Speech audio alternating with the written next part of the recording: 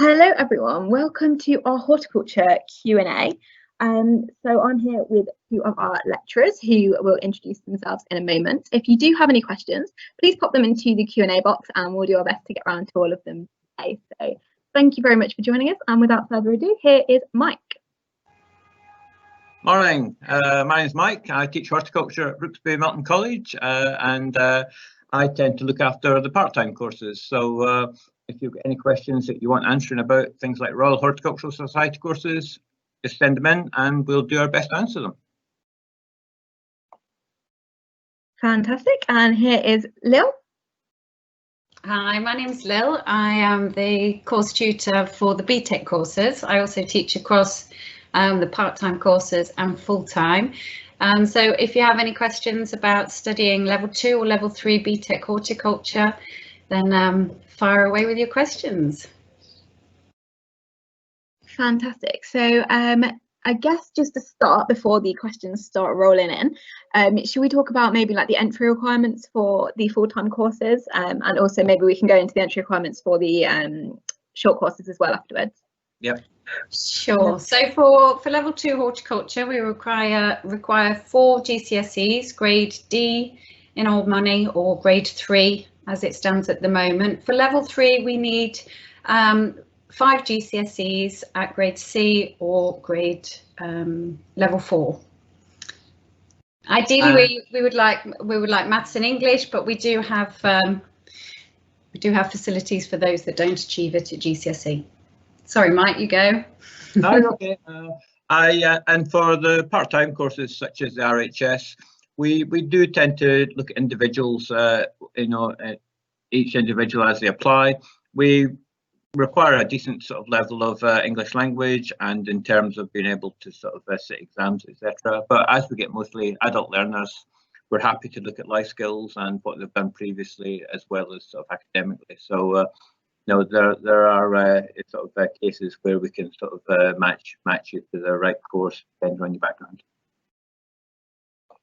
Lovely, thank you. So I think maybe if we could talk a little bit about our facilities, so the glass houses, the grounds, what we've got to offer from like a practical point of view. Certainly, yeah. I mean, I'll kick that off if you want. We are very, very fortunate at Brooksby because we had quite a major investment a few years ago, and we've now got sort of state-of-the-art facilities, including classrooms, workshops, as well as glass houses, where we do a lot of our practical instruction, things to do with plant propagation, etc. Our grounds are quite spectacular, in spring and in autumn, and we have very good collections to look after. They're all labelled up with plant botanical names. So in terms of the actual practical facilities to complement our courses, we're very, very fortunate being a traditional land-based campus. Anything to add to that, Lil? I just wanted to add sort of the classroom facilities. Along with the investment, we also had a new teaching block. So we have a wonderful, actually we're very lucky on horticulture to have our own dedicated classroom whereby we keep all sorts of resources, our drawing boards, so our design suite for garden design, and we have the facility of putting up students' work around the room as well. So access to the computer suites, wonderful library full of excellent resources, virtual and old-fashioned. What's the word for books? Books, journals, as well as online resources available with the library, and DVDs as well, which we find the students like to take away to reinforce some of the things that they do on practicals. Lovely, thank you. In the same vein as sort of practicals, what sort of equipment will they need, like uniform, overalls, boots, that kind of thing? Well, for the part-time RHS courses, they'll certainly be given all the tools and equipment they need for doing practical work, etc. But obviously we do a lot of outdoor work. Sometimes the weather's not as favourable as it could be, but so they'll need some third-day footwear, waterproofs, etc. Usual sort of things you need for a course, books, pens, paper. But in terms of the actual practical equipment, we do tend to supply all the things they need, like knives, secateurs, any power tools, etc. So it's only really personal protective equipment that you have to sort of consider coming on RHS courses. I think possibly Lil might tell you for full-time courses there's slightly more things you need to consider maybe. Yes, I was thinking about making a joke there about potential PPE after global pandemics, but generally it's quite similar. As Mike says, we've got an excellent tool shed, so there's no real requirement to start investing in personal tools. However, we do find that students like to take this opportunity to start acquiring their own tools and getting to test run them with supervision at college. But I often advise the students to get themselves a really good pair of gardening gloves. Although we are able to offer that at college, there's nothing like having a pair of gardening gloves that fit your hands properly and protect you from all the thorns when we go out hedge laying or pruning roses and what have you. So it's a good opportunity to start acquiring all the bits and bobs you need to be a horticulturalist whilst at college, and often getting to use the tools and equipment we have. You get that experience of the decent brands as well. I guess also we can let people know that we have lockers as well, so if students do want to keep their PPE at college, etc., then you for a sort of a small deposit you can have your own locker and keep all your sort of outdoor gear at college, save you carrying it around with you. So there's that to think about as well. Yeah, and it's always a good idea to have your boots and waterproofs at college, because although we do try to stick to a schedule, every now and again you've got to be ready to go out on the grounds at short notice. So having your gear on campus is always advisable, and also the weather might change. So yeah.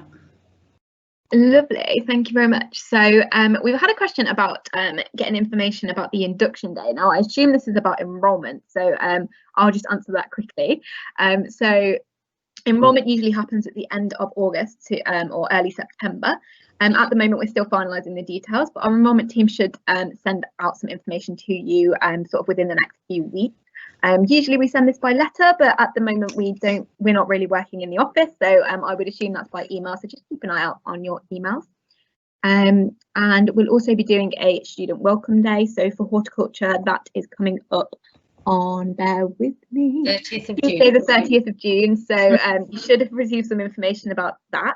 If you haven't received any information about that and you have had an offer for a course, if you just email us at course inquiries, I'll pop the email into the Q&A now, just to let us know you've not received that, and we'll get that out to you as soon as possible. I've just seen a question pop up from Jacob. How many people do this course? Just to clarify, Jacob, if you're asking about the BTEC, the full-time course, or the part-time, the RHS. The RHS is usually between sort of 12 and 18 adult learners. And the BTEC, last year we had an uptake of 11 students on the full-time courses. Generally it's quite a cosy community, but there's we overlap with other courses and you'll share modules with countryside management in some instances. So although it's quite a small group for the majority of your modules, you do have that crossover with other courses and have slightly larger lectures. There's also, we've just had a question saying, do I need to do level 2 or can I go straight on to level 3?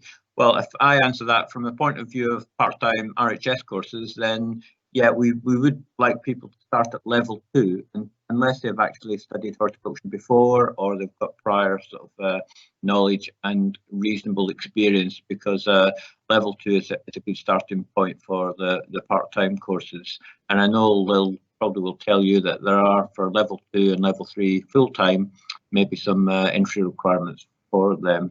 So over to Lil.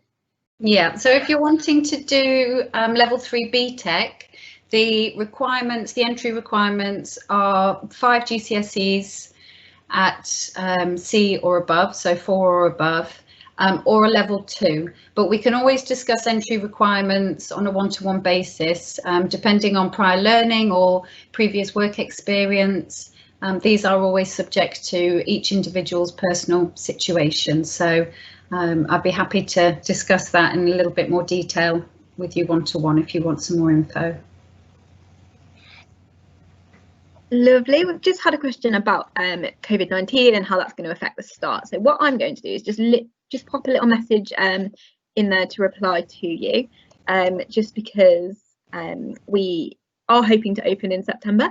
Obviously that depends on government guidelines, but we will be opening obviously with social distancing in place, and we're envisioning at the moment that some work will take place virtually from home and some work will take place on campus, because obviously we need to be very careful about everyone's safety. But we will always update our website, so I'll also put the link in the chat so that you can have a look at our latest update as well. Bear with me, we've had another question as well. Oh no, that was just someone saying thank you to the lecturers for answering their question. So how about if we talk about, let's have a look, how many hours a week or how many days a week you're in college for each of the courses, and maybe a little bit about work experience and stuff like that. Okay. Yeah, do you want to start, Lil, or do you want me to start? I'll start because I'm on the screen, so I'll go first. So BTEC courses, the level 2 is 3 days a week commitment to learning, be that obviously, as Meg was just saying, with COVID, how that looks might be slightly different, but in previous years it's been three days a week in college, including your course specific modules, any resits that you have to do for English and maths, and give you the opportunity for all your support from your lecturers there. For the level 3 BTEC, it's 4 days a week commitment in college. And for both courses, there is a module for work experience, which means you have to complete 150 hours per year towards a professional work experience placement, and we highly encourage students to start thinking about that before September. We do have facilities and provisions to support work experience at college, but coming with a place in mind that's accessible to you, that you're familiar with, getting kick-started, also because the academic year and the horticultural year don't always marry up perfectly. So the more hours you can start getting in at the front end of the year, the less you've got to be out in the deepest, darkest depths of winter. Go on then, Mike, your turn on the stage. Okay then, so for RHS courses, they're only 1 day a week, so you can actually choose for the level 2 RHS, you can either choose to come on a Monday or a Tuesday. The day runs from 9:30 to 3:15. And then after that, if you want to stay on for tutorials, etc., you're more than welcome to. There's no formal work experience with RHS courses, but we do actively encourage students, if they want to get some work experience, either through voluntary work or just sort of part-time work. That's always an advantage. We do get 1 or 2 students who are already working in horticulture as gardeners, part-time gardeners, but work experience on any course, whether it's full-time or part-time, we can't emphasize the importance of it enough. For RHS level 3, we run it on a Monday, and that's either a Monday morning or a Monday afternoon, or both, depending on what options that you choose to. So we're looking at one day a week for the sort of part-time courses, and as I say, get as much work experience either before or during the course as you possibly can. Lovely, thank you, Mike. We've had a few different questions come through in the last few minutes. So someone's asked, can you live on site and study horticulture? So do we have accommodation available? Yes, and actually, if I get my details right, there are provisions for any land-based students to apply for bursaries towards living on site. It's a beautiful location to live, fantastic accommodation. I lived in there when I was a student at Brooksby, actually, and you really get a great immersive experience and more opportunities to embed that work experience if you're there a little bit longer throughout the term, to really interact with the grounds and the grounds staff. Look, another question on how many people are on the course. Well, as we've just mentioned, with the uncertainty of COVID, we may have to restrict numbers on courses, but certainly at the moment we're looking for part-time courses, at least a minimum of 10 to 12. If restrictions are relaxed a bit by September, then we will certainly go up to sort of 16 to 18. But please don't let that put you off applying, because we do have waiting lists, and people sometimes pull out of the course. So you know, it's always good to get yourself on a waiting list so that you will get a place if it comes available. Full-time wise, I suspect numbers might be similar, Lil, are they? Yes, sorry. Just replying to Jacob, who doesn't seem to hear us. Yeah, so we're looking at between 10 and 15 for full time. Obviously, social distancing might impact that slightly, but as a rule, we are quite a cozy group on horticulture as a tutor group, but we have crossovers with other subject areas. So some lessons will be very intimate, some will be slightly less intimate, depending on the module. Lovely, thank you. We've had another question about sprayer licenses. So if they're studying the course, can they do their spraying qualifications as an add-on on the side? Do you want to take that, Lil? Sure. Yes, we do the PA1, PA2, PA6, which are the initial pesticides qualifications. And we do offer that at the college. However, it's not included in the price of the course. That is something that you have to sign up for as an extra. But to my knowledge, the rates are particularly good if you study whilst you're a student at Brooksby. Far cheaper doing it that way than getting your accreditation after you complete the course as a professional.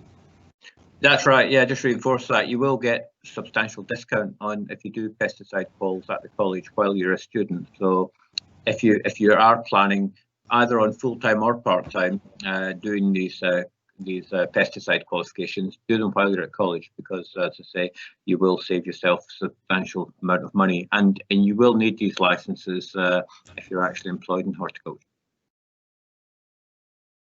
Fantastic. I'll put a little link in the chat as well. So if you are looking at finding more information about the sprayer courses, then do hop onto there. All of our horticulture courses are listed on that link. Someone has asked if they don't pass their maths GCSE, can they still take the level 3? Yeah, still take the level 3 as long as you have the entry level requirements of the other 5 GCSEs.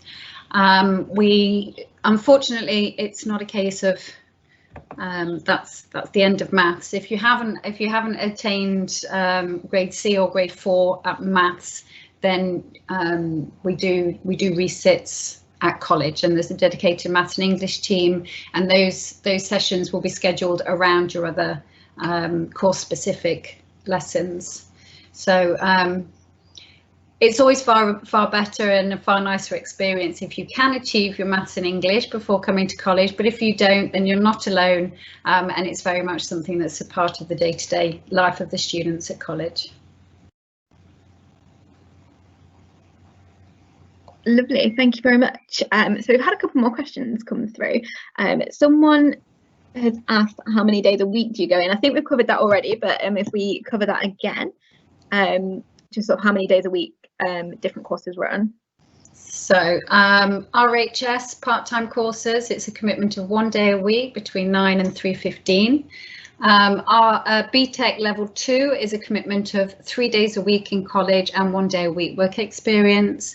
BTEC level 3 is a commitment of 4 days in college / learning and 1 day a week work experience, or that could be done in blocks in holidays, but the provision is that you'll be committed 5 days a week to your learning at BTEC, 4 days a week at level 2.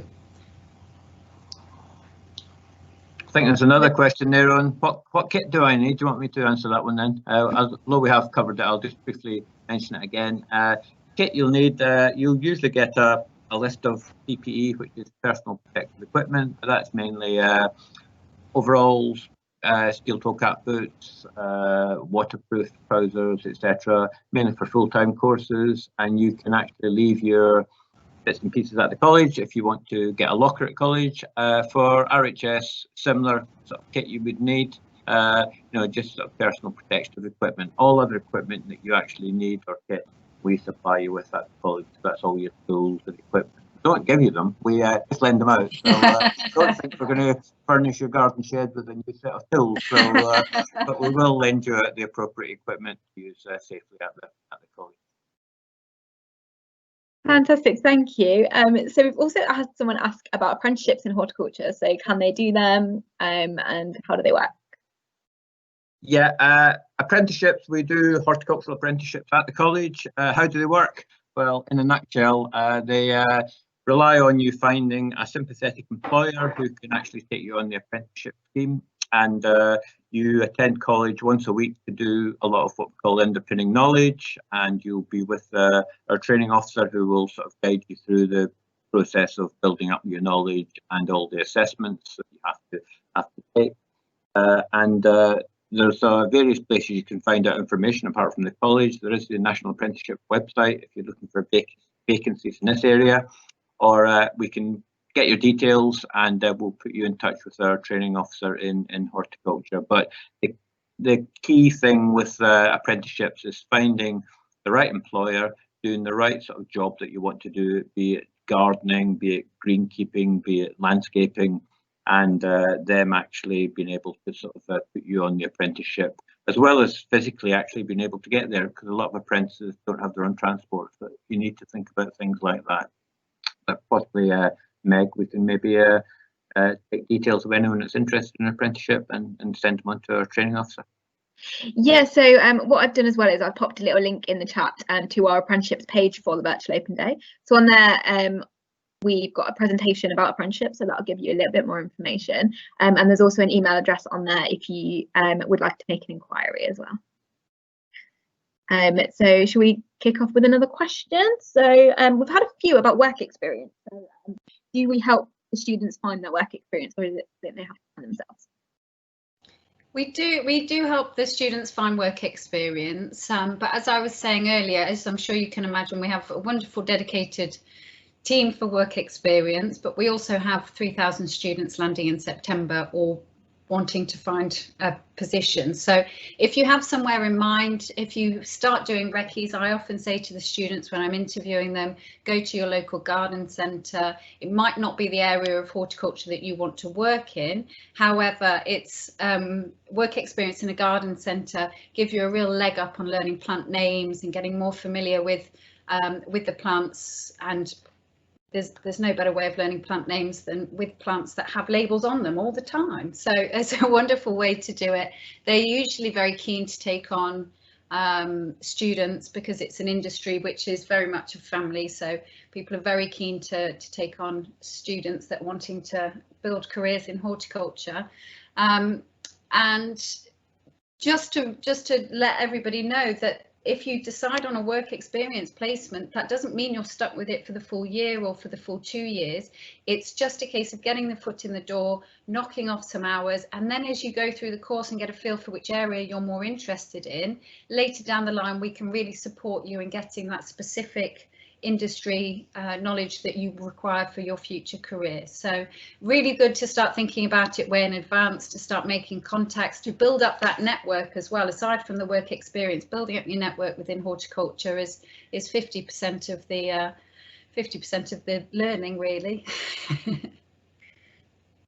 Definitely, I would reinforce all that. I mean, if you talk to our past students, one thing they always talk about is how important the work experience was for them, and how it actually they got a foot in the door just through their work placement provider. So it is really crucial that you do something that you enjoy. But even if it's something that's not exactly what you want to do, as Lil said, any placement will help you with plant knowledge, will help you with the skills that you need for horticulture, because it's quite a wide and varied sort of career option, horticulture, and not a lot of sometimes our students don't know what career path they want to go down, so work experience is a great way of finding out more. I actually, just whilst we're on that note, I know there's more questions coming through. I heard from a past student the other day who's just become the groundskeeper at the King Power Stadium. So there is and I've already secured a work experience placement with her. So first one to get their name on the list can go and work for Leicester City Football Club. Is that the right football club? Football's not my thing. Sorry. Yeah, I think you got the right one. Yeah. Yeah. So just an overview. You know, you can be working in the sports industry. yeah, beyond what we often associate with horticulture, there's lots of opportunities. Lovely. Thank you both. We haven't got much time left actually. Maybe we could just cover like if someone's got like learning needs or needs learning support, can they still do the course? Maybe we could talk a bit about that. Yeah, absolutely. The on the BTEC courses, the entry requirements are the entry requirements. If you require any additional learning support, we have a dedicated team, and via referrals from tutors, we can provide you with an hour assignment support on a one-to-one basis or within a small group throughout the year. There are tutors and the student services which also offer support above and beyond your academic needs. So we do have a wonderful dedicated team for that at college, and it's something that we can discuss in the first couple of weeks in your tutorials of your personal needs and see what we can do to support those. Yeah, likewise for part-time courses, it's the same really. If you feel you need any support, it doesn't have to be with the actual course itself, but any sort of pastoral support, any sort of counselling, etc. We have all these sort of facilities in place at the college, and you are able to sort of take advantage of them. So don't let that put you off applying for a course, and don't let that put you off sort of coming to Brooksby Melton. I've just seen the one that's come up about what type of stuff do we do on a course. Should we play a game of tennis, Mike? Okay then, yeah. Okay, so pruning. Landscape gardening. Propagation. Science. Design. Grass. Fruit. Veg. Bedding. Planting. I'm struggling now. I think game, set and match. Just think about, I mean, on the full-time courses, obviously there's all the applied stuff like business studies as well, and machinery. So there's all the applied things. But if you think of anything that you could do in your garden at home, we do it with you at college. So that's the sort of best way to sort of think about it. All the jobs you do in a garden, all the jobs you do in a greenhouse, we try and give you a good broad experience of all those sort of practical jobs, as well as reinforcing all the underpinning knowledge that you need to actually understand why you're doing those various things. Yeah, we're building layers throughout the year. Start at the basics and then build up. So when you leave, you've got the full toolkit, so to speak. We better mention Latin, I suppose, Lil. Oh yes. Get the best of last. Favourite part of the course. Yeah, you'll learn a new language on any gardening course at the college, because you'll learn all those complicated plant names, which isn't always the best sort of thing to sell a course, but by Christmas you'll be fluent in it, and you'll be What's your favourite Latin name, Mike? My favourite Latin name is Metasequoia glyptostroboides. Nice. Mine's Rubus cockburnianus. And we better stress, yeah, they are both plants, by the way. Yeah, they were not just being rude. But you can have a lot of fun with learning Latin. Sorry, we've just had a quick question about will there be a recording available of this, because they weren't able to hear us or see a picture for the first half. Don't worry, we are recording all of these talks, so we will hopefully be circulating them after the event at some point, so in the next couple of weeks. And if I could give another question to you guys, someone has asked, could they get work experience at Leicester City being a groundsman? I think that was in reference to what you spoke about. Absolutely. Our briberies and corruptions are open on enrolment day. So bring me a cake or a nice potted plant, and we'll talk about it. Lovely. So, one more question. Yep. Sorry, we did have one, and I don't know where I'll put it. Oh, are part-time students able to go on trips? Yes, most definitely. In fact, our part-time students this year, until lockdown, Lil and one of my other colleagues took them out to do a bit of fruit pruning in Grantham, and that was a successful day where they learned how to prune apple trees. Previously, we've taken students out on trips. Last year, we went to Melton House, which is a National Trust property, as a sort of end-of-year sort of trip, and that was a successful trip. So yeah, we do go on trips with part-time courses as and when we can, providing it's relevant to their studies. We'll take them on trips. Yeah. Fantastic. I think that's all we've got time for today, actually. That went very quickly. Thank you to everyone who sent in their questions, and thank you to Lil and Mike for joining us from the horticulture team here at BMC. I will pop an email address in the Q&A, so if you have any other questions or if we didn't get round to your question, please do give us an email and we'll be around today to answer any further questions. And please, even if you're not fully sure as to whether you want to commit to the course, go through the process of enrolling, and then I can give you a call and we can talk about things one-to-one, and any extra questions you've got to ask can occur then. Definitely, yeah, and same goes for me, yeah, and it's been nice to get so many questions today. That's been great. Yeah. Fantastic, thank you everyone, and we hope you enjoy looking around the rest of the event.